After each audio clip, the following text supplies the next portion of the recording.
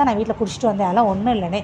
சரி எங்கள் தூரத்தில் ஒரு சொந்தக்காரங்க இருக்காங்க, என் பெரியப்பா பையன் இருக்கேன் ஒருத்தன், அவன் வந்து இந்த ட்ராவல்ஸ் ஏஜென்சிலாம் வச்சு நடத்துகிறானா.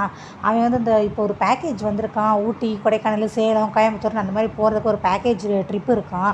அதுக்கு தான் கேட்டுகிட்டு இருந்தான். சரி நானும் இவங்களை அனுப்புவேன்னு பார்த்தேன். உங்ககிட்டையும் சொல்லிகிட்டே இருக்கேன் சம்மந்தி, நீங்களும் இந்தாங்கிறீங்க. சரி நம்மளாக அனுப்புவோமே, காசு பணம்லாம் ஒன்றும் பிரச்சனை இல்லை, அதெல்லாம் எவ்வளோ சமட்டாலும் நாங்களே பார்த்துக்குறோம், அதெல்லாம் ஒன்றும் கிடையாது அப்படின்னு சொல்லி பேசுகிறாங்க. நாங்கள் என்ன ஏதுன்னு பார்த்து அனுப்பட்டுமான்னு சொல்லி கேட்குறாங்க.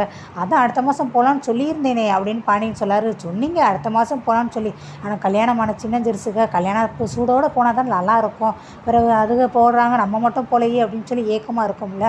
நான் இப்போ அனுப்புகிறேன், நீங்கள் அடுத்த மாதமோ அடுத்த வருஷமோ எப்போ முடியுமோ அப்போ நீங்கள் அனுப்பிக்கோங்க அப்படிங்கிறாங்க. கோமதி வந்துட்டு எங்களுக்கு காசு பணம்லாம் ஒன்றும் பிரச்சனை இல்லை, நாங்கள் அதை பற்றிலாம் யோசிக்கலை, சரவணனோட ஆஃபீஸை பற்றி தான் யோசிக்கிறோம், எனக்கு லீவ் கிடைக்குமா என்னமோ தான் நாங்கள் யோசித்தோம் அப்படிங்கிறாங்க.